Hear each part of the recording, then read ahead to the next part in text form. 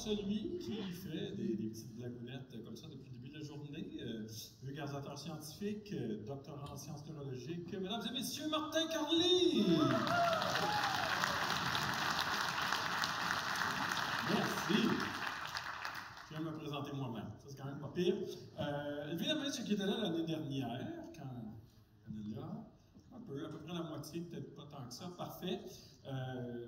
Quand même, pour le rappel, l'an dernier, j'avais présenté mes différents trucs pour faire de la vulgarisation scientifique, donc vraiment toutes les techniques que j'utilise lorsque j'écris des présentations pour la télé, pour la radio et tout ça. Et je vais glisser comme ça, ici et là, toutes sortes de trucs. Mais on m'a demandé, OK, il y en a qui vont être là, qui étaient là l'année passée, tu peux-tu pas faire la même affaire? Alors, je vais essayer de varier, donc un peu. Il y a peut-être une ou deux affaires quand même que je ne peux pas m'empêcher de faire à nouveau pour vous. Je ne dis pas encore quoi, le sifflet. Mais ceux qui étaient là l'année passée, vous savez de quoi on parle. Mais, si vous vous souvenez bien, et je le dis pour tout le monde finalement, donc j'ai fait toutes mes études sur le cerveau. Donc, ce qui, moi, m'intéresse, c'est le fonctionnement du cerveau. Et lorsqu'on comprend un peu plus le fonctionnement du cerveau, on peut faire toutes sortes de choses. On peut s'amuser, on peut créer des malaises. J'adore créer des malaises. Je vous en ai présenté quelques-uns. Et évidemment, dans le contexte d'un événement comme celui d'aujourd'hui et de demain, c'est sûr qu'on se rejoint aussi là-dessus, parce qu'on nous demande souvent, je suis sûr qu'on vous a demandé plein de fois, de penser autrement. Hein? On ne l'a pas entendu du tout, ça. Surtout pas pendant la pandémie. On doit se réinventer, on doit penser autrement. On doit penser à l'extérieur de la boîte. Hein? On nous a dit ça beaucoup. Mais en fait, c'est pas si simple à faire que ça, parce que lorsqu'on parle, on a parlé aujourd'hui un peu d'intelligence artificielle. L'intelligence artificielle a ça de fabuleux qu'elle est capable de proposer aux humains des choses auxquelles on n'aurait même pas pensé nous-mêmes. Le cerveau humain n'est pas si imaginatif que ça. Donc, essayer de penser comme ça à l'extérieur de la boîte, c'est pas si facile à faire que ça. Alors, je me suis dit, en début, comme ça, on pourrait peut-être s'amuser justement à voir, ça veut dire quoi un peu penser à l'extérieur de la boîte. Donc, j'ai plusieurs questions à vous proposer. Des questions pour lesquelles il va falloir réfléchir un petit peu. Et là, ça se peut, en fait, oui, il va y avoir quelques choix de réponse ici et là, et vous allez devoir lever la main pour ce que vous pensez être la bonne réponse. Comme ça, je vais vous juger. Alors, hein, ça va être pas si pire que ça. On va commencer avec quelque chose quand même d'assez simple. Je vais faire un dessin sur l'ardoise ici, et à partir de là, je vais vous poser une question. Je vais dessiner un autobus qui ressemble à un wagon de train, c'est pas grave. Alors, voici mon magnifique autobus. Hein? On commence à créer des malaises tout de suite. Là. Cet autobus-ci, je veux savoir, si je vous pose la question, il se dirige dans quelle direction? un instant avant de juger mon dessin. Est-ce qu'il va se diriger, là il y a des choix de réponse à ça, je vais vous donner 5 secondes pour y penser, on va voter là-dessus à main levée. Est-ce qu'il se dirige dans cette direction-ci, donc vers votre gauche? Est-ce qu'il se dirige dans l'autre direction, vers la droite? Ou il se dirige nulle part? Un tel autobus ne peut pas avancer ni reculer. Alors pensez-y 5 secondes et on va voter là-dessus à main levée. Je l'ai dit, on pense autrement. Il y a comme un lien. Hein? Je veux juste vous rappeler, l'objectif était ça, juste pour le faire comme à la télé. Équipe, bonne réflexion. Hein? On est exactement comme à la télé. Et non pas comme quand on imite l'émission la semaine prochaine. Oui, Stéphane! À chaque fois que je l'entends, je me dis, my God, je parle-tu vraiment de moi? Alors, mais la majorité pense que l'autobus, il s'en va vers la gauche. Il s'en va par là. Parfait, quelques-uns. C'est vrai, il y en a qui ont fait oh God, on n'est pas beaucoup, hein? Il y en a qui ne s'assument pas pantoute. Je dirais, oui, je vous vois pareil. Ceux qui pensent qu'ils vont dans l'autre direction, vers votre droite. Parfait. Et ceux qui pensent qu'ils vont nulle part. Oui, bon, OK, la majorité. Eh bien, je vous le dis tout de suite, là, on imagine, là, hein, cet autobus-là, il va quelque part. On vient d'éliminer la majorité du monde. Il va vers où? Il va vers la gauche. Oui. Pourquoi? Parce que, là, je viens de faire un dessin en 2 dimensions. La clé de ça, c'est d'imaginer en 3 dimensions. Et surtout de se dire, attends une minute là, un autobus, ça a une porte. On ne va pas à la porte. Elle doit être de l'autre bord, la porte. Oh, c'est chien, hein? Ça commence. Ben oui, la porte est de l'autre bord. Et si elle est de l'autre bord, là, vous êtes en train de le voir, l'autobus en 3 dimensions. Juste de vous avoir un peu poussé dans cette direction-là, vous commencez à y aller. Donc, si la porte est de l'autre bord, et que vous vous rappelez les autobus, et surtout que vous vous rappelez qu'essentiellement, le chauffeur il est en avant à gauche, bien, la porte doit nécessairement être en avant ici, en fait, en arrière, pardon, mais à gauche. Donc, si la porte est de ce côté-là, et que l'autobus y avance, il s'en va par là. Déjà une question, sérieux. Il est là, le chauffeur. Je le sais bien, mais regarde, je peux juger d'autres raisons aussi. Donc, la réponse est A. On peut applaudir les quelques-uns qui sont assumés qui l'ont eu. Pensez à l'extérieur de la boîte. Hein? C'est à peu près ça qu'on doit faire un peu. J'en ai une autre. Celle-là, je viens de l'écrire parce que Génial revient à l'automne pour une 14e saison. Donc, imaginez. On m'a dit d'ailleurs dans la salle à côté que le fils d'un des exposants va à l'université en génie et il s'est initié aux sciences à Génial. Ça me touche toujours énormément d'entendre ça. Je veux juste dire qu'on a vieilli à la TV finalement. Et là, là, j'ai écrit une expérience qui s'appelle le paradoxe de la patate. Sortez pas vos téléphones pour essayer de googler ce que c'est, parce que je vais vous le poser. Imaginons, on ne parle pas de chauffeur ou rien, là, hein? Imaginons qu'on a 100 kilos de patates. Oui, je le sais. Quand mettons des patates de même, ça c'est pour monsieur, juste ici. Okay? On a des patates, pour vrai. Imaginons qu'on a 100 kilos de patates. Ces 100 kilos de patates-là sont composés à 99% d'eau. Et on veut déshydrater nos patates pour obtenir 98% d'eau. Donc, passer de 99% d'eau à 98% d'eau. Qu'est-ce qu'on va devoir faire? Donc, nos patates vont peser combien une fois qu'on les a déshydratées pour descendre à 98% d'eau? A, 98 kg. B, toujours 100 kg. Ou C, environ 50 kg. Pensez-y 5 secondes et on vote. Ouais, c'est chiant, hein? Il y en a qui se sont dit « Hey, l'année passée, on est juste venus avoir du fun, nous autres, avec la conférence. On pensait pas, on réfléchissait pas à rien. » Alors, 100 kg de patates, 99% d'eau. C'est vrai parce que lorsque j'ai soumis cette expérience-là à l'équipe, la première affaire qu'on m'a dit « Voyons, une patate, 99% d'eau. » Je sais, il y a du monde sceptique quand même, génial, c'est pas si pire. Alors, levez la main ceux qui pensent qu'une fois qu'on est passé de 99 à 98% d'eau, avec nos patates, on est rendu à des patates qui pèsent maintenant 98 kg. Ceux qui pensent A. Ceux qui pensent B, 100 kg. Ceux qui pensent C, 50 kg. Il y en a qui ont abandonné le projet, hein? Il y en a qui ont dit, shit, de 5 à 7, c'est pas qu'il va arrêter à 5 heures. Alors, la réponse, c'est 50 kg. On peut s'applaudir, oui, parce qu'on l'a eu là, la vérité. Bravo! C'est le fun, parce que je la teste pour la première fois de ma vie avec vous autres. Il y a 3 personnes à qui j'ai présenté cette question-là, qui travaillent à Génial. Personne ne l'a vu encore, on n'a même pas tourné, on va la tourner au mois de juin. Alors, le pourquoi de ça est intéressant. Ça illustre à nouveau à quel point le cerveau humain a plein de vulnérabilités. Ça nous rend attachants. On a plein de vulnérabilités. Par exemple, dans ce cas-là, tu sais, quand on dit aux enfants qui font des devoirs de maths, relis la question comme il faut, là, hein? On ne fait pas ça pantoute rendu à l'âge adulte. C'est un peu chiant de dire ça à nos enfants, parce que c'est pas ça qu'on fait après. Mais dans ce cas-ci, si on l'analyse comme il faut, OK, tu as 100 kg de patates, 99% d'eau. OK, parfait. Si on tourne ça à l'envers, ça veut dire donc que sur notre 100 kg de patates, on doit en avoir un qui c'est des matières sèches. Le reste, c'est de l'eau. J'ai 1 kg de matière sèche, j'en ai 99 d'eau, ça me donne 99% d'eau pour mes patates. On est correct jusque-là? Il y a tout un look de chevreuil là, à la nuit. Je peux présumer que c'est oui. Tu veux passer à 98% d'eau en déshydratant tes patates.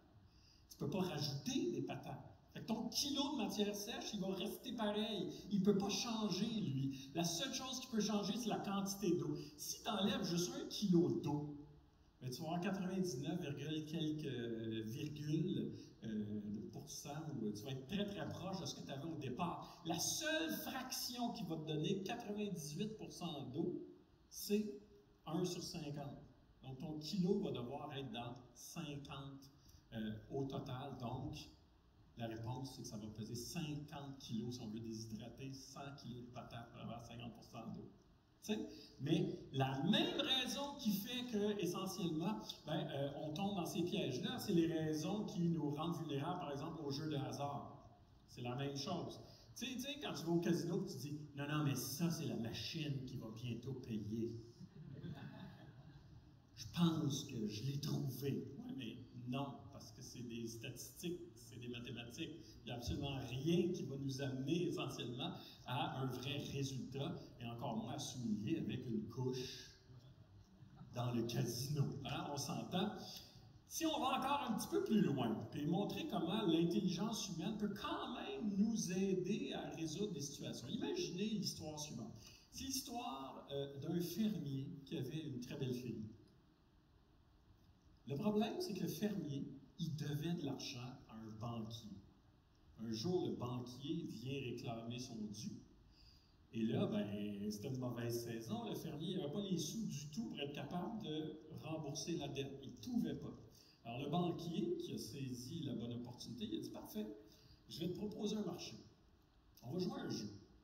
Si je gagne le jeu, je gagne ta ferme et je peux marier ta fille.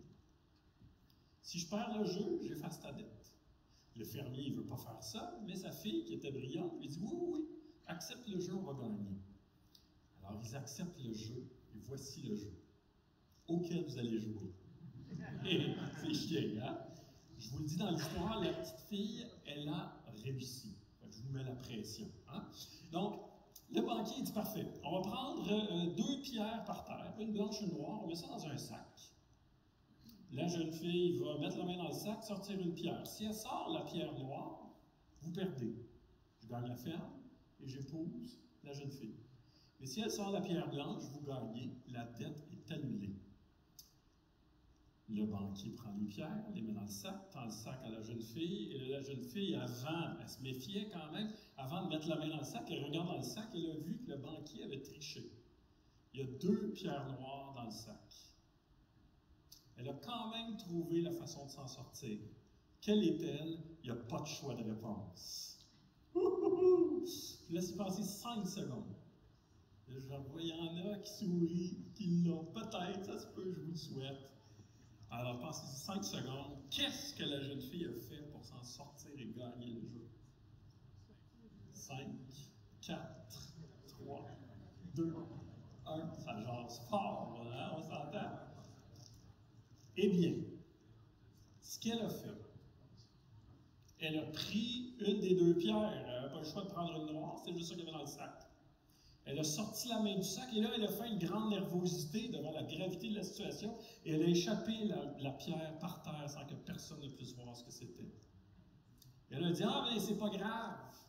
On a juste à regarder ce qui reste dans le sac, on va pouvoir déduire ce que j'ai pris. » Comme dans le sac, il restait une pierre noire, le banquier qui ne voulait pas avouer qu'il avait triché a dû concéder qu'elle avait sûrement pris la blanche. Ils ont gagné le jeu, et voilà, avec l'intuition et l'intelligence, ils ont effacé la dette, et elle n'a pas été obligée de marier un banquier un peu croche. Avouez que c'est quand même pas pire. Là, c'est elle pour gagner, exactement. Quand même. Donc, toutes sortes moi, j'aime beaucoup ce genre de trucs-là, parce que c'est justement, ça illustre comment on pense. Parce qu'en fait, c'est sûr que ça, c'est un de mes sujets de prédilection. Réussir à voir comment, avec le cerveau, on a évolué avec le temps pour être capable de faire toutes sortes de choses. C'est sûr que le cerveau va prendre des raccourcis parce qu'évidemment, on évolue dans un environnement dans lequel on doit réussir à évoluer rapidement, donc on prend des raccourcis de temps en temps, puis c'est avec ça qu'on est capable de tromper le cerveau, mais quand même, on réussit à faire des choses qui sont absolument fascinantes. Une dernière énigme, puis après ça, on rentre dans des expériences corporelles avec votre corps. Là, vous avez toute peur. Je vais vous laisser y penser quelques instants. On reste sur la ferme.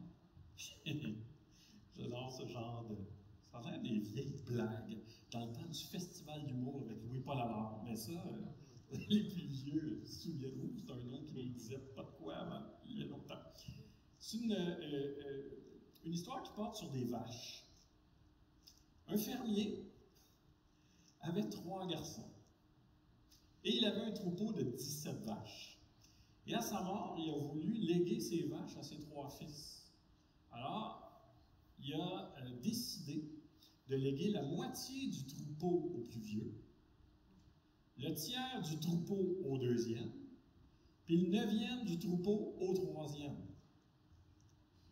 Et au moment où ses enfants lui ont dit « Mais comment on fait pour séparer 17 vaches avec ces fractions-là? Ça ne marche pas. » Il est mort. Alors, qu'est-ce que les garçons ont dû faire pour réussir à séparer le troupeau? A. Est-ce qu'ils ont emprunté une vache? B. Est-ce qu'ils ont donné une vache? Ou C. Ils se sont dit, le père est mort, quand même qu'on en couperait une, il ne saura pas. Je vous laisse y penser 5 secondes. Là, s'il y a des mathématiciens dans la salle, on va faire comme, hein? La vraie réponse n'est pas là-dedans. Alors, levez la main ceux qui pensent que pour réussir à partager le troupeau, ils ont emprunté une vache. C'est comme une petite vague. Hein? Il y en a dit, moi, là, j'attends que d'autres répondent, on va y aller. Parfait, on est comme 7-8. Ceux qui ont donné une vache. Parfait. Ceux qui ont coupé une vache. Okay. Oui, exactement. Là, c'est ceux qui ont faim qui vont dans la terrasse. Regardez les mains levées, je vais voir qui coupe les vaches. Okay. Parfait. Toute la table au complet, c'est bon. Ils ont toutes faim, dont le gars qui est le chauffeur, c'est bon. Parfait. Qui coupe la vache? Oui, c'est bon, parfait. Il y en a, il lève la main, mais il ne me regarde plus. OK, ouais, non, je me sens pas bien avec ça. Parfait. Ben, ils n'ont pas eu besoin de couper une vache. Désolé, oui, le méchoui, en pensant à un méchoui, c'est pas avec une vache. Ils n'ont pas eu besoin de couper une vache, ils n'ont pas eu besoin d'en donner non plus. Ils sont simplement allés emprunter une vache et ils ont pu séparer le troupeau. Pourquoi? Parce qu'en empruntant une vache, ils se sont retrouvés avec un troupeau de 18 vaches. Le premier qui devait avoir la moitié des vaches, 18 divisé par 2, ça fait 9. Il y a eu 9 vaches. Le deuxième qui devait avoir le tiers du troupeau, donc 18 divisé par 3, ça fait 6 vaches. Donc lui, il y a eu 6 vaches. Et le troisième qui avait 1/9 du troupeau, 1/9 de 18, c'est chien un peu en fin de journée, ça fait combien? 2 vaches. Ce qui est fantastique, c'est qu'ils ont pu redonner la vache. Parce que 9 plus 6 fait 15, plus 2, ça fait 17. Ils ont séparé le troupeau, puis ils ont redonné la vache. Vous aurez toute la soirée pour vous l'expliquer, celle-là. Merci, évidemment.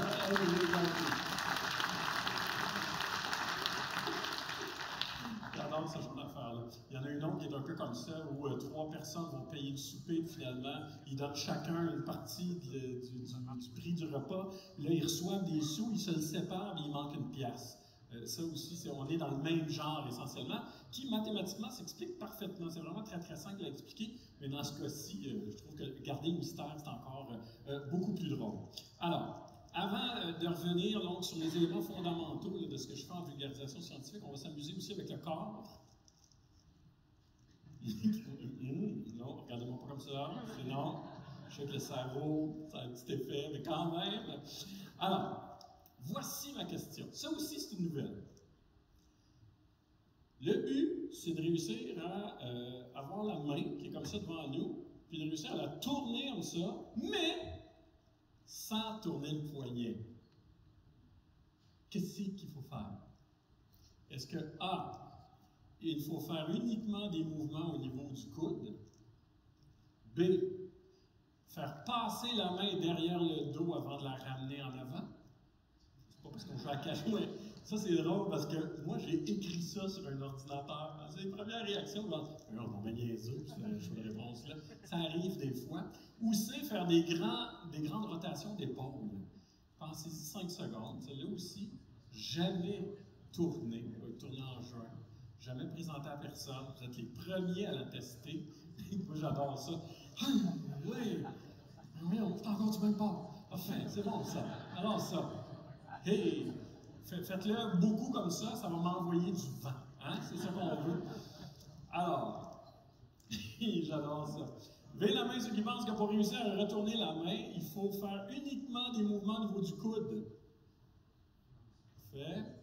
Oh, quand même, un peu la majorité, c'est bon. Ceux qui pensent que c'est les grands mouvements d'épaule, j'ai peut-être pas vu ça dans l'ordre, mais les grands mouvements d'épaule, oh, ils sont tous ensemble, eux autres. Parfait, c'est super. Au moins, vous ne coupez pas des vaches, c'est parfait.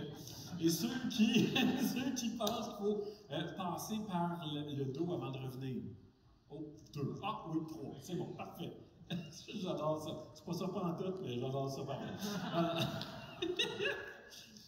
Eh bien, la réponse. Vous allez le faire avec moi. Vous allez mettre votre main, on va la partir comme ça à l'envers. On va mettre la main comme ça ici, devant nous. OK? Après ça, on plie le coude pour amener la main de même. On plie le coude pour aller amener la main de même. On replie le coude à nouveau pour l'amener comme ça ici, comme ça on va serrer la main. On fait la même chose, on plie pour amener la main ici. On plie devant pour l'amener comme ça. Et on replie devant et regardez, la main est de l'autre bord. La réponse est le coude! Yeah! Vous avez eu peur, mais quand même. Et ça m'amène essentiellement à justement un élément dont je parlais l'an dernier et qui est vraiment pour moi fondamental. Le bout que je me dis, oh my God, ça va m'amener à une place que je trouve fantastique, mais avec une expérience qui est vraiment le fun. Dans ce cas-ci, le prétexte, lorsque vous verrez ça à la télévision, si vous le voyez, le prétexte, c'est d'expliquer que, essentiellement, notre poignet est une articulation extrêmement performante, extrêmement complexe. Parce qu'évidemment, regardez, là, on vient de faire 6 mouvements du coude pour réussir à faire juste ça, alors que notre poignet, lui, dans la vie, il tourne, c'est tout. C'est aussi simple que ça. Donc, dans ce cas-ci, ce qui m'avait fait triper, c'est de trouver le lien entre ce qui va être drôle, parce qu'imaginez, en studio, tout le monde va le faire, le public au complet va le faire, les équipes vont le faire aussi, les gens à la maison vont le faire. Déjà, quand je m'imagine, il y a du monde à la maison, chez eux, devant la TV, ils sont comme... Ça me fait rire. J'ai beaucoup de plaisir à imaginer ce genre de choses-là. Mais ce qui est le fun ici, c'est de prendre ça comme prétexte pour dire, OK, donc le poignet, il marche comment? Parce que si je posais la question, il fonctionne comment le poignet? Ben, je sais pas. Je veux qu'il tourne, il tourne. On s'entend. On prend pas mal le poignet pour acquis, mais ça va permettre d'expliquer évidemment l'anatomie du poignet. Donc le fait qu'il y a 2 os au niveau du poignet qui viennent du bras. On a le radius et l'ulna, qui était anciennement le cubitus. Mais cubitus fait référence au coude, c'est pas exactement la bonne affaire. Et essentiellement, ces 2 os-là sont articulés avec 8 os, les 8 os du carpe, 2 rangées de 4. Et déjà, les 2 premiers du bras, c'est les os qui font la rotation. Donc, c'est les os du bras qui font la rotation. Le radius tourne autour de l'ulna, ça tourne. Et les petits os du carpe, c'est eux qui permettent de faire les inclinaisons du poignet, mais pas la rotation. Donc, vous voyez le genre de truc qui me fait rire. Un des moments les plus drôles l'an dernier, on a fait ça dans la semaine, la 2000e expérience de Génial. Ça, je vous invite vraiment à le faire. Il y a des moments où je développe une expérience puis je ris tout seul, vraiment tout seul. Et là, une expérience qui était devenue virale sur les réseaux sociaux, c'était l'expérience que je vais vous présenter dans un instant, que je vous invite à faire tous, soit ici à l'hôtel, soit chez vous, bien entendu. Mais c'est le genre d'affaires que tu regardes et tu te dis, c'est sûr que ça ne marche pas. Ça ne peut pas être une expérience qui fonctionne. L'expérience, essentiellement, c'est de prendre un cintre, se le placer autour de la tête, et automatiquement, notre tête tourne. Je ne sais pas si vous avez vu ça sur les réseaux sociaux, c'est complètement débile. Essentiellement, je vous donne quand même comment on le fait. Donc, on ne peut pas le mettre droit, il faut le mettre avec un angle, parce qu'il faut venir appuyer sur 2 points, un qui est ici, au-dessus d'un sourcil, et l'autre qui est en diagonale derrière la tête. Donc le cintre, on le met comme ça. Et là, notre tête tourne automatiquement, c'est complètement pété. Elle tourne dans le sens du point arrière, c'est n'importe quoi. Et là, je regardais ça sur Internet, je me dis, mais ça marche pas, c'est sérieux, ça n'a pas de sens. Tu mets un cintre sur la tête tourne. Et là, je m'en vais. Il est à peu près 11h30 du soir. Je m'en vais dans ma chambre, je me pogne un cintre. Là, je suis comme. Et je ris pendant vrai une demi-heure, tout seul dans la chambre, comme un gamin, genre, stop! Là, j'avais de la misère à respirer, ça n'avait aucun sens. Et ce qui est complètement fou de ça, donc je vous invite vraiment à l'essayer, donc de jouer avec, là, vraiment de l'appuyer au-dessus d'un sourcil puis en diagonale derrière. Ce qui est complètement fou, c'est que, on ne sait pas exactement pourquoi ça fonctionne, on sait certaines choses, on se dit, mais pourquoi ce réflexe-là est induit? Mais ce qui est complètement fou, c'est que maintenant, cette expérience-là devenue virale est utilisée dans les laboratoires de recherche pour réussir à traiter des gens qui ont des problèmes de rotation au niveau du cou, et ça marche, imaginez. On a créé des espèces de beignes qui se mettent sur la tête et qui viennent appuyer sur des points précis anatomiques. Et en faisant ça, la personne qui ne peut pas tourner le cou est capable de tourner le cou avec quelque chose d'aussi simple que se mettre un cintre sur la tête. Donc, je vous invite vraiment à faire. Je le sais, ça a l'air niaiseux. Je le sais que présentement, vous avez toute la face que j'avais quand je voyais ça sur Internet. Genre, on s'entend, là. Mais ça, c'est vraiment comme ça, dans mon cas, que ça commence. Je vois quelque chose et je suis pas sûr que c'est vrai, mais on l'essaye parce que la science, c'est aussi ça, c'est de jouer, faire des expériences, on s'amuse, on est dans le jeu, et puis finalement, on découvre des choses, tout simplement. En passant, on pose souvent la question, comment est-ce qu'on peut créer beaucoup de choses et ainsi de suite.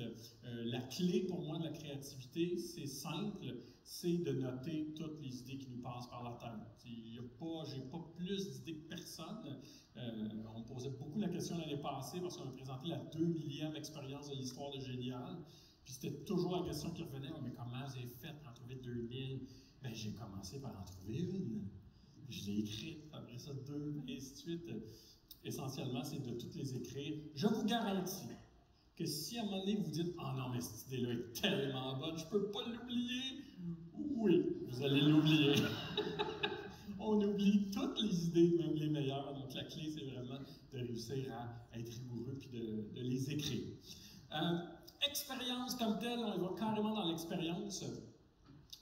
J'ai avec moi, je vais vous montrer quelque chose d'extraordinaire, avec un objet qui est en voie de disparition, une paille en plastique. Je le sais. On ne parle pas de ça. Mais quand même, puis maintenant, je ne les trouve plus au McDo, fait que je les achète sur Amazon. Alors, une paille. Avant, je rentrais, c'était fou raide. Je suis comme, hey, oui, je t'achetais une boisson, puis je partais de là avec 50 pailles.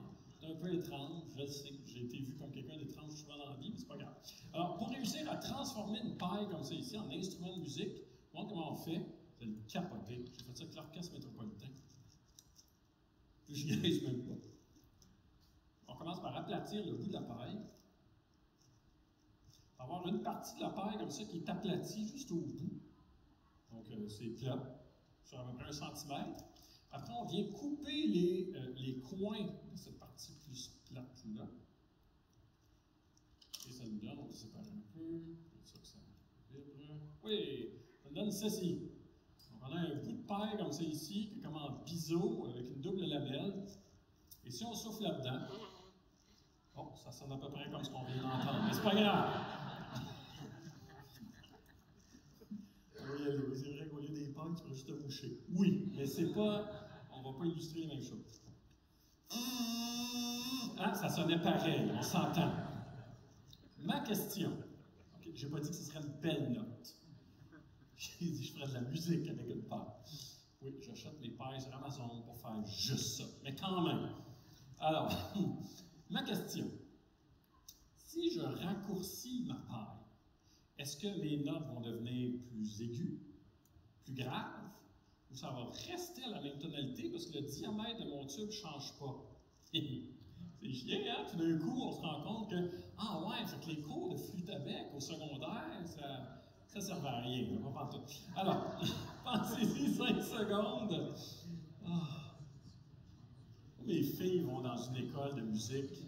Et honnêtement, la flûte à bec, ça a été la pire période pareille. Je vous le dis, c'est pas un bon moment. Donc, pensez-y 5 secondes et on raccourcit la paille, la note devient plus aiguë, plus grave, ou c'est pareil. OK. Mais la main, ceux qui pensent que ça va devenir plus aigu en raccourcissant la paille. Oh, quand même, pas pire. Ceux qui pensent que ça va être plus grave. Ceux qui pensent que ça va être pareil, vous allez dire, ah, ben, la paille ne change pas. Parfait. Ça, pour ceux qui ont voté C, c'est souvent là que Stéphane, à l'émission, va dire, OK, fait que toi, finalement, tu dis qu'il va arriver rien. Donc, t'as génial, on fait de la TV, la réponse, il arrive rien. Un peu ça, c'est, il va arriver quoi? Rien. Parfait. Alors, on va quand même le tester. Ah ouais, c'est vrai, dans le fond, on sait que ça veut dire qu'il n'arrive rien. C'est arrivé 2 fois en 2000, je vous le dis. En 2000 questions, 2 fois la réponse c'était il n'arrive rien. Mais c'était fait exprès. Alors, allons-y.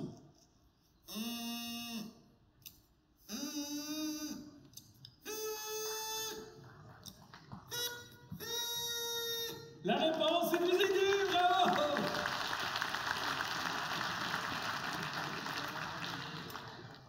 Bon, là, le pourquoi est vraiment intéressant. Pourquoi? Parce que, essentiellement, c'est ce qui explique le fonctionnement de tous les instruments de musique. Pas compliqué. Tu comprends ça? Tu les comprends tous. Surtout les instruments avant, c'est beaucoup plus facile à comprendre que les instruments avant. Ce qu'il faut comprendre, c'est que l'instrument avant produit une note en faisant vibrer de l'air. Ton instrument avant, il est plein d'air. La colonne d'air qui vibre, c'est ça qui produit la note. Et la seule chose qu'il faut retenir, c'est que plus la colonne d'air qui vibre est longue, plus la note produite sera grave. Et quand la colonne d'air qui vibre est courte, la note produite sera aiguë. C'est tout. Le meilleur exemple de ça, c'est quand vous regardez quelqu'un qui joue avec un trombone à coulisses. Donc, là, ça fait comme... Il rend sa... C'était parfait. C'était meilleur que ma paille, finalement. Oui, je sais. Merci, votre pitié m'émeut. Alors... Donc, essentiellement, on allonge la colonne d'air, ça devient de plus en plus grave. C'est exactement ça qui se passe. Lorsque on appuie sur les trous d'une flûte, qu'est-ce qu'on fait? On force l'air à sortir plus loin dans la flûte. Donc, ça devient de plus en plus grave, tout simplement. C'est exactement ça. Ce qui est complètement pété, c'est que dans une trompette, c'est la même chose. Les fameux pistons de la trompette, ils ont des petits tubes qui, lorsqu'ils viennent s'aligner avec le parcours de l'air, ça allonge le parcours de l'air, la note devient plus grave. Donc, on appuie sur un piston de trompette, on allonge la colonne d'air, ça devient plus grave. Donc, tous les instruments avant fonctionnent comme ça, aussi simple que ça. Et là, ben, avec ce genre de principe-là, on comprend aussi que ça marche sur les instruments à cordes. Une guitare, quand on appuie sur le manche de la guitare et qu'on se rapproche du corps de la guitare, ben, la partie qui vibre devient de plus en plus courte, la note devient de plus en plus aiguë. C'est toujours le même principe. Donc, imaginez une démo avec une paille. On achète chez Amazon. En passant, ça ne marche pas avec les pailles en carton. Ça ne marche plus. Il y a quelque chose qui... Ça a comme un peu arrêté de fonctionner. Ce n'est pas la bonne réponse. Mais on a quelque chose quand même comme ça qui fonctionne bien. Autre nouvelle question. Écoutez bien. On va rapprocher.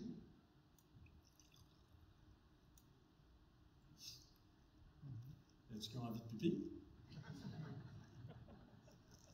Oui, hein? C'est ça la question. Pourquoi on a envie de pipi quand on entend le bruit de l'eau? Oui, je sais, j'en ai de même, qu'est-ce que tu veux? Est-ce que A, c'est associé à une peur de l'eau? B, c'est associé à des souvenirs qui remontent à l'enfance? Ou C, c'est un lien entre les émotions et le cerveau? En fait, l'action et les émotions. Pensez-y 5 secondes et on vote. Tu sais, l'année passée, je vous ai parlé des mains que tu n'as pas lavées comme il faut et tout ça. Ben, oui, on s'en souvient. Ben, je stresse un peu quelque chose d'un peu, tu sais, ils ont des buts là, quand même. Ça prend rien. Mais la main, ceux qui pensent que c'est lié à la peur de l'eau. D'un coup, non, on ne répond plus, ils nous regardent. Ceux qui pensent que c'est B, c'est lié à des souvenirs qui remontent à l'enfance. My God! 2, 1, 2. God. 3, 4. Là, tout d'un coup, c'est comme, il a l'air impressionné, on va voter ça. Hein? Ça, c'est les suiveux. C'est ceux qui sont sur la broche du méchoui, les moutons. Hein? On s'entend? Oui, parce que c'est un mouton, un méchoui. Les coupeux de vache, là. Tu penses que c'est C, c'est un lien avec les émotions. Ah, là, vous êtes plus content de voter ça, hein? Avec ce qu'on vient de se dire sur B, vous êtes comme, ouais, en tout cas, je pense que je ne l'ai pas. Eh bien, la réponse, c'est les 2, 3, 4 ou 5 qui ont répondu B, c'est des souvenirs d'enfance. La réponse est B, on peut applaudir les 5 qui l'ont dit. Hey, hey! Le pourquoi est semblable au fameux chien de Pavlov. C'est une question de conditionnement. Pour vrai. Parce qu'en fait, ça remonte à l'époque où nos parents se sont tannés et ont décidé qu'on allait devenir propre. C'est le moment où on fait bon, ça va être le temps du pot. On s'entend. Hein? Et là, on te met sur le pot, parce qu'évidemment, la toilette, t'es trop petit pour aller sur la toilette, on te met sur le pot. Et là, avec le pot, ben, tu entends particulièrement bien les éclaboussures de liquide dans le pot. En plus, c'est un moment où souvent, on va combiner ça avec le bruit de l'eau du robinet qui coule parce qu'on se lave les mains. On finit par installer un conditionnement. Pour comprendre, en fait, c'est quoi un conditionnement? Il faut remonter aux expériences de Pavlov. Pavlov était un chercheur russe, Ivan Pavlov, on dit toujours Pavlov, on ne dit jamais son prénom. C'est Ivan Pavlov, qui, lui, essentiellement, faisait des expériences sur des chiens. Avant de les nourrir, il sonnait une cloche. Après ça, il nourrissait les chiens. Et après un certain temps, une fois que les chiens avaient bien associé le son de la cloche avec le fait qu'elle allait manger, il sonnait la cloche, mais il ne donnait pas de bouffe et il mesurait la quantité de salive qu'il produisait. Et il s'est rendu compte que les chiens produisaient de la salive juste en entendant la cloche. Alors évidemment, ça n'a plus rien à voir, bien entendu. Alors, il nous a essentiellement appris ce qu'était le conditionnement. Puis nous, ben, les humains, on est des animaux aussi, donc on est conditionnables aussi. Et là, résultat, finalement, ben, on a associé le bruit de l'eau qui coule, qu'on a associé dans notre enfance au fait d'uriner pour la première fois à la salle de bain, avec le bruit de l'eau du robinet et ainsi de suite. On a associé ça essentiellement au bruit de l'eau. Et maintenant, ben, il y en a beaucoup. Dès qu'ils entendent le bruit de l'eau, qu'ils voient de l'eau couler, ils ont envie d'uriner. Ce qui nous amène à quelque chose d'encore plus drôle. Tu sais, quand tu arrives à la maison, là, tu mets la clé dans la serrure, puis ça vient te presser tout d'un coup. Là. C'est un phénomène, ça, qui s'appelle le syndrome du paillasson. Paillasson dans le sens, le fameux tapis là, devant la porte, ou qu'on appelle le syndrome de la clé dans la serrure. Essentiellement, l'être humain, en fait, le cerveau sait qu'il veut faire ses besoins dans un environnement sécuritaire. La maison est associée à un endroit sécuritaire. Et résultat, ben, dès qu'on arrive près de la maison, le cerveau se dit « Ouais, ça serait comme le moment où j'aurais le goût de... » Hein? C'est complètement pété. Et là, ben, quand vous êtes une famille de 5 qui habite dans un appartement, un 6,5, ben là, tu entends toutes les affaires « Shotgun, c'est la toilette! » On s'entend. Tout le monde arrive, là, ça capote parce que là, qui va y aller en premier? Ça me fait beaucoup rire, mais ça, c'est le genre d'élément qui me fait beaucoup rire. Je reviens à une autre énigme, parce que vous êtes si bons. OK, bon, je vous niaise un peu, j'ai le doigt, je suis petit, j'ai des lunettes, je peux faire ce que je veux. Alors, voici l'énigme. L'énigme, elle est scientifique. Ça devrait vous donner un indice. Vous avez 3 interrupteurs reliés à une ampoule dans une pièce fermée. L'ampoule est une ampoule incandescente. Et là, la porte est fermée, il n'y a pas de fenêtre, vous ne pouvez pas savoir ce qui se passe avec l'ampoule. Là, je vous dis que vous pouvez faire ce que vous voulez avec les interrupteurs, vous avez le droit d'ouvrir la porte juste une fois pour vérifier si vous avez trouvé le bon interrupteur qui fait fonctionner l'ampoule. Qu'est-ce que vous allez devoir faire pour y parvenir? Est-ce que A, vous allez devoir allumer tous les interrupteurs d'un coup et les éteindre par la suite? 2, les allumer et les éteindre en séquence? Ou 3, en manipuler 2 des 3 seulement? Pensez-y 5 secondes et on vote. C'est le fun de l'avoir. Tu sais. 5, 4, 3, 2, 1. On vote. Levez la main ceux qui pensent que pour réussir donc à trouver l'interrupteur, le seul qui est connecté à l'ampoule, il faudrait tous les allumer d'un coup et les éteindre d'un coup aussi. J'ai pensé A. Personne. OK, super. Tu penses que c'est B. Il faut les allumer et les éteindre en séquence, un à la suite de l'autre. Parfait. Le 3. Ceux qui pensent que c'est C, il faut en manipuler juste 2. C'est bon. Il y en a vraiment qui sont comme sérieux, je pense qu'ils ne me voient pas. Je ne suis pas obligé de voter. Là, je vous vois tous. Alors, la réponse, il faut en manipuler juste 2. La réponse est C. On peut s'applaudir parce que la grande majorité l'a eu. Mais on revient à nouveau à, OK, penser autrement. Dans ce cas ici, je vous ai donné un gros indice. Le gros indice, c'était que c'était une ampoule incandescente. Donc, une ampoule qui chauffe et qui éclaire en même temps. Alors, qu'est-ce qu'il faut faire? Bien, essentiellement, il faut allumer un interrupteur. Juste un. Attendre 1 ou 2 minutes, puis éteindre l'interrupteur et en allumer un autre. C'est tout. Là, on ouvre la porte. 2 situations possibles. A, l'ampoule est allumée. Oh ben, je l'ai trouvé. On s'entend, c'est la situation la plus simple. Ou deuxième situation, l'ampoule est éteinte. Ça veut dire que ce n'est pas celui qui est allumé présentement. Alors, qu'est-ce qu'on fait? On va toucher l'ampoule. Si elle est chaude, ça veut dire que c'est l'interrupteur juste avant qui fonctionne avec l'ampoule. Et si elle est froide, c'est le dernier qu'on n'a pas manipulé. Donc, pensez autrement dans ce cas-ci. Avec un peu de science, ça donne la bonne réponse. Quand même pas pire? On s'entend? Super. Alors là, à partir de maintenant, je vais changer votre vie. Oh, yeah! Oh, c'est comme... Ils vont en discuter. Changer votre vie. Yeah! Parce que là, sérieux, je suis capable de loin faire une scène, puis tout comme, tu sais. Alors, je vais faire un tour de magie. Et, parce qu'avec un tour de magie, je peux changer votre vie. Là, je vais essayer de... Je pense que j'ai fait un tour de magie l'année passée. Je pense. Je ne suis pas sûr. Mais une chose certaine, c'est que ça va changer votre vie. Là, je vais vous présenter un tour. Et avec ce tour-là, je le sais. Dès que je vais vous montrer les accessoires, il y en a qui vont dire « Ah oui, je le connais, ce truc-là! » Moi aussi. C'est réglé. Mais surtout, il y en a toujours qui vont se pencher en disant « Ah oui, je le sais. Il y a un trou dans les anneaux. » Oui, bon. C'est évident, hein, on s'entend. Il y a un trou dans les anneaux. Sinon, ça serait le miracle des disques. On va mettre ça ici. Alors, avec ce tour de magie-là, je vais réussir à changer vos vies. Pour faire ça, c'est pas compliqué, on a juste à frotter les anneaux un contre l'autre comme ça ici.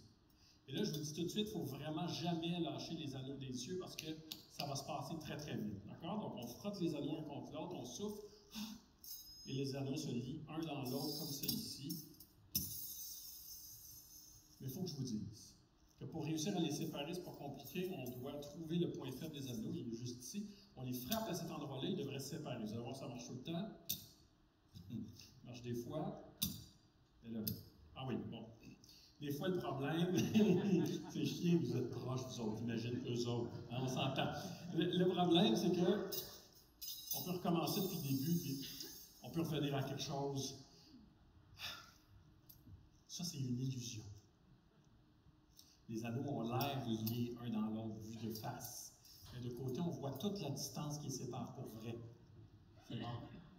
Dès qu'on les regarde de devant, par contre, ils sont pris un dans l'autre. C'est vraiment dès qu'on les regarde de côté qu'on voit toute la distance qui les sépare pour vrai. Ça va? OK, ils sont séparés pour vrai. Mais là, pour réussir à donner l'illusion qu'ils sont liés un dans l'autre, en fait, il faut placer un doigt entre les deux anneaux comme ça ici. Le plus dur, c'est de réussir à faire disparaître le doigt entre les anneaux. C'est vraiment plus compliqué. Et là, vous n'êtes pas obligé de prendre le petit doigt, en fait, l'index, vous pourriez prendre le petit doigt, l'annulaire, le majeur. Moi, personnellement, je préfère le pouce, ça va beaucoup mieux comme ça ici. C'est bon? Tout le monde suit? Parfait. Et si vous ne trouvez pas le point faible de l'anneau, on a juste besoin de faire ceci. Et les anneaux se défont dans les airs, comme ça ici. J'espère que c'est un silence impressionné.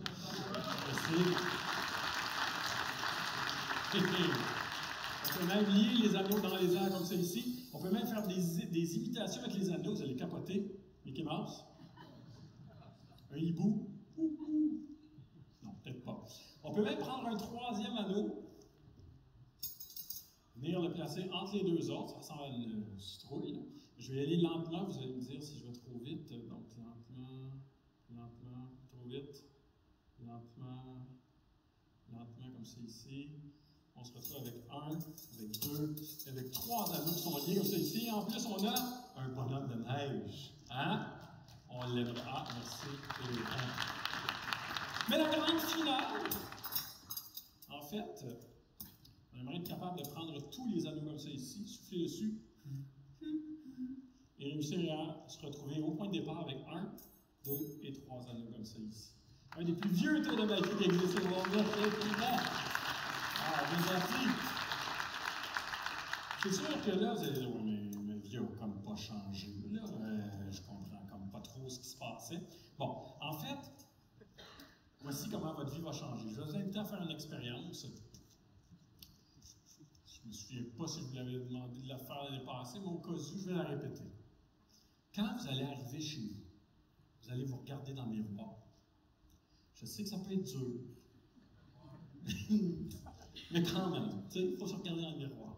Et là, vous allez fixer votre œil gauche, puis le droit, puis le gauche, puis le droit. Et vous allez vous rendre compte de deux choses. Première chose, que vos yeux bougent. Vous les sentez bouger. Dans votre tête, c'est normal, il y a des muscles qui sont attachés à nos yeux. Ils bougent. Deuxième chose que vous allez vous rendre compte, c'est que vous ne voyez jamais dans le miroir vos yeux bouger.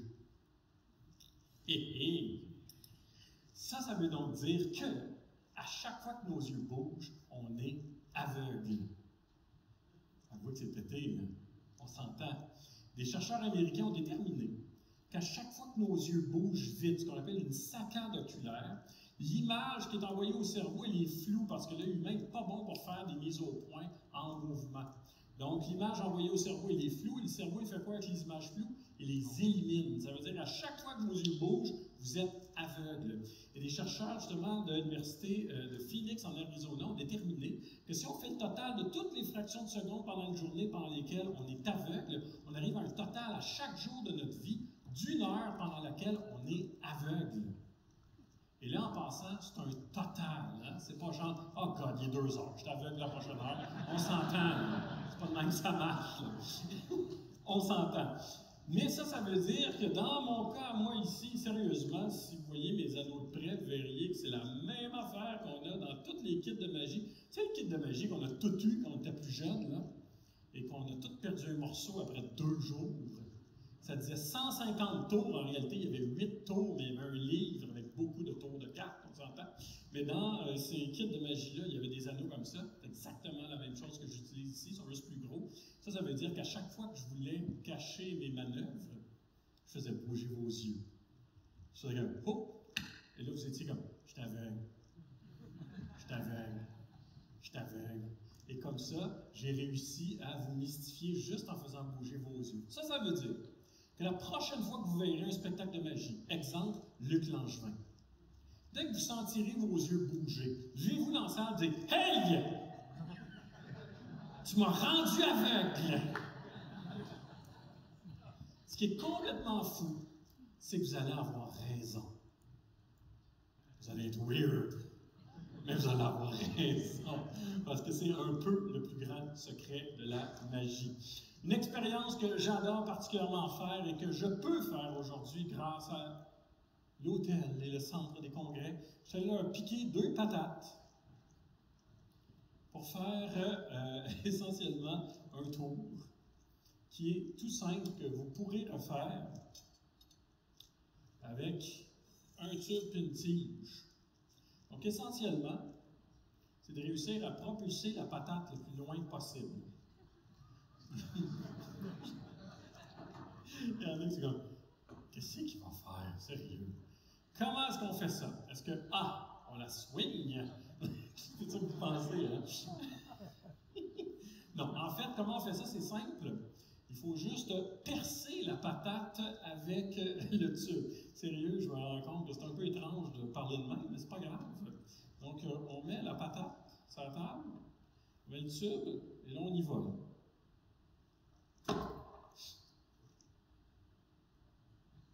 On dirait une patate qui mange des sabres. On se retrouve comme ça, par contre, avec un bout du tube qui est bloqué par une patate, Et là, de l'autre côté, on fait la même chose. Oui, je sais, je suis désolé. Et... désolé. Oh, là, pas du tout. J'étais comme pas dans le... Je suis trouvé dans le même trou. C'est mieux, ça? Oui, c'est mieux, ça. Donc, on se retrouve avec les deux bouts du tube qui sont bouchés comme ça ici. Et on pourrait dire, ah, ben dans le tube, il y a juste des morceaux de patate. Non! Il y a de l'air, exactement. Il y a de l'air entre mes deux morceaux de patate. Et là, si, avec une tige, on rapproche mes deux morceaux de patate, s'il y en a qui ont faim, ce sera le temps. Non, c'est... quand même s'essayer. Non, mais hein, si je pognais à la lentille, la caméra, je serais assez fier de moi. C'est quand même là que je m'en vais. Là, si on pousse...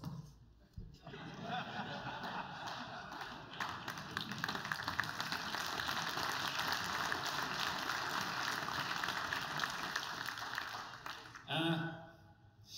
On dira pas qu'à l'hôtel, ils n'ont pas des patates fraîches, hein? On va essayer Claude, juste au cas. Je les trouvais mollasse un peu, mais ça, on vient de comprendre pourquoi.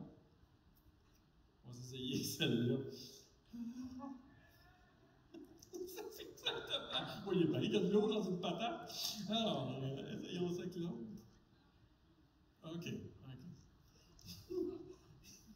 sais pas pourquoi je vis ici loin, honnêtement. Après avoir vu la première, on s'entend? Ah! Hey! C'est premier, le caméraman! C'est un souvenir. Mais ce qui est fascinant avec ça, essentiellement, c'est que... c'est pas grave, hein? Ils vont ramasser d'ici demain. Alors, ce qui est fascinant avec... J'aime mes morceaux de patates qui sortent comme verre de mon tube. On ne verra pas ce qui s'est passé. C'est quand même une façon extrêmement simple de pouvoir représenter des concepts aussi fondamentaux que pression, essentiellement. Donc, à l'intérieur de mon tube, quand j'ai deux bouts de patate aux deux bouts, dans le milieu, j'ai de l'air. Quand je rapproche mes deux morceaux de patate, bien, l'air qui est à l'intérieur se comprime de plus en plus. Lorsque la pression dépasse un certain seuil, bien, mon deuxième morceau de patate est expulsé à grande vitesse. Et voilà, ça se rend même jusqu'à la caméra. Donc, on a un canon à patates, rien de moins. Imaginez à quel point c'est absolument fantastique. J'espère que vous êtes tous impressionnés et que vous allez le réessayer ou je ne sais pas trop. Non, on n'est pas certain. OK, parfait. Sûr, merci. Ça, c'est pas pire. J'adore poser des questions qui sont un peu champ gauche. J'en pose encore une ou deux. Question très rapide. Premièrement, une abeille, ça fait quelle quantité de miel dans toute sa vie? Là, je vais venir vous rendre très émotif. Est-ce que A, ça produit de 1 à 2 millilitres de miel? B, environ 250 millilitres de miel? Ou C, environ 1 litre de miel? Dans toute sa vie, une abeille, c'est-tu 1 à 2 millilitres de miel? C'est-tu 250 millilitres de miel, donc les pots standards? Ou 1 litre de miel, le gros pot? Là? Pensez-y 5 secondes et on vote à main levée. Levez la main, ceux qui pensent que c'est A, 1 à 2 millilitres de miel. Oh, quand même. Ceux qui pensent que c'est B, environ 250. Super. C'est ceux qui ont voté B tout le long, finalement. Ils se sont dit, je vote B, on va l'avoir à un moment donné. Ceux qui pensent que c'est C, 1 litre de miel. Parfait. La réponse, c'est A, 1 à 2 millilitres de miel. On peut applaudir la majorité des lieux. Hey! J'ai dit que je vous rendrais émotif avec ça. Imaginez une abeille, dans toute sa vie, va produire de 1 à 2 millilitres de miel. Toute sa vie. Puis tu sais, quand toi, tu te fais une toast avec du miel, des fois, tu échappes du miel sur le comptoir.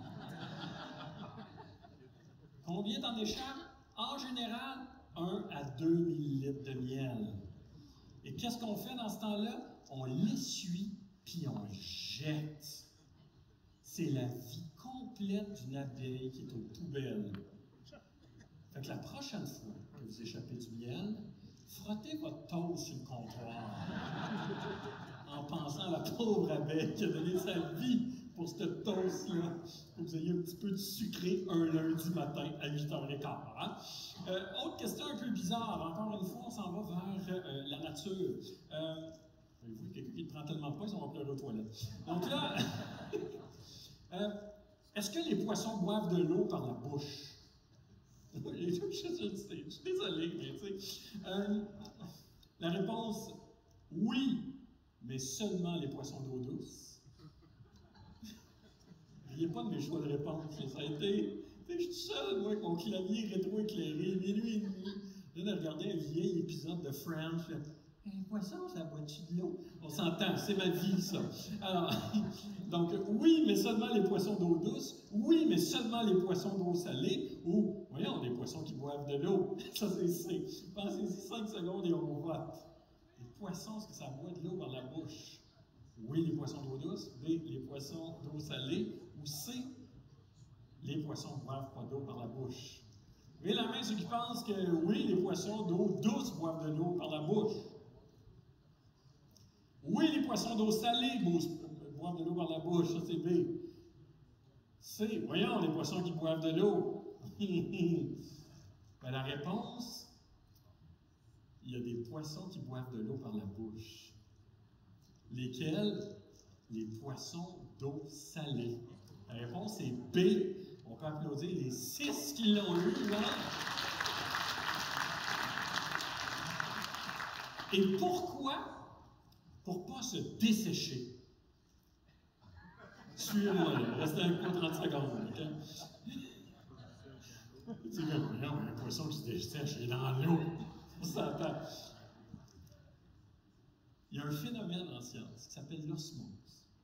L'osmose, c'est le passage de l'eau au travers d'une membrane d'un endroit moins concentré vers un endroit plus concentré en sel ou en sucre. Ça, c'est l'osmose. Et là, imaginez le poisson qui est dans l'eau salée. Qu'est-ce qui est plus concentré en sel? Lui ou l'eau autour de lui? L'eau autour de lui. Donc, essentiellement, le poisson se vide de son eau par osmose pour essayer de diluer l'océan. Tu sais, on parle de choses weird, là. Ça, c'est weird. Fait que t'as le poisson, là, je sais pas, n'importe quoi. Comme, barracuda. Parce que, il se vide de son eau pour diluer l'océan à cause de l'osmose. Donc, pour compenser ça, il boit de l'eau par la bouche pour compenser ses pertes en eau. C'est complètement pété. Alors que le poisson d'eau douce, lui, genre un doré, dans un lac québécois, c'est lui qui est plus concentré que l'eau. Donc lui, il n'a rien à faire. L'eau rentre dans son corps pour essayer de diluer le poisson. Fait qu'il n'y a pas besoin de boire de l'eau, il se fait rentrer de l'eau tout seul de même, c'est complètement pété. Donc un poisson d'eau douce n'a pas besoin de boire d'eau, alors qu'un poisson d'eau salée a besoin de boire de l'eau par la bouche. Imaginez à quel point ça n'a comme aucun sens, ce genre de choses-là. Je voulais absolument vous laisser avec quelque chose que j'utilise à toutes les fins de mes prestations maintenant, depuis que j'ai découvert cet objet qui est un objet extraordinaire dans ma vie, et j'ai nommé le sifflet aztèque. Oui, désolé pour ceux qui l'ont entendu l'année passée. Ma question, on va voir si ceux qui étaient là l'année passée s'en souviennent, parce que, tu sais, avec ce sifflet-là, je vais imiter le bruit de quoi? A, le miaulement d'un chat. B, le rugissement d'un lion. Ou C, un cri de terreur humain. Pensez-y 5 secondes et on le fait. Il y en a qui espèrent, hein? C'est un sifflet aztèque, hein, pour répondre correctement, je vais vous dire ça. Il n'y a pas de lion en Amérique. Je vais vous dire ça de même. Donne une chance. Ouais, on t'a fatigué, hein? Quoi qu'il est dit ça, je suis comme...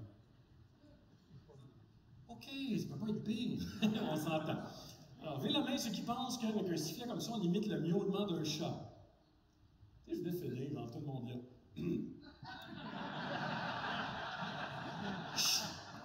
On fait rien. Êtes-vous conférencier demain, vous? Je fais de blague. Ceux qui pensent que c'est le rugissement d'un lion, il n'y en a pas en Amérique du Sud. OK, parfait. Ceux qui pensent à un cri de terreur humain.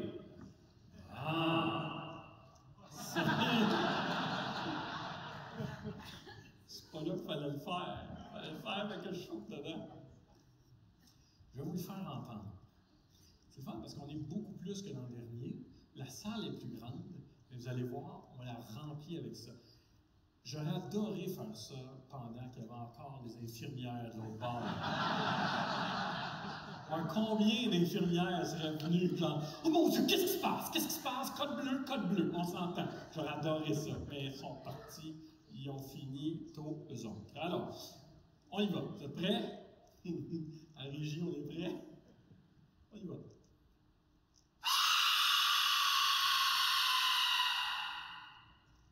Il y avait un effet en plus.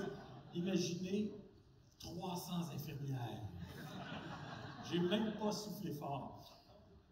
Pour le bénéfice de tous, je dirais que pour le congrès, finalement, ça, c'est le bruit de quelqu'un qui vient de se faire hacker son entreprise.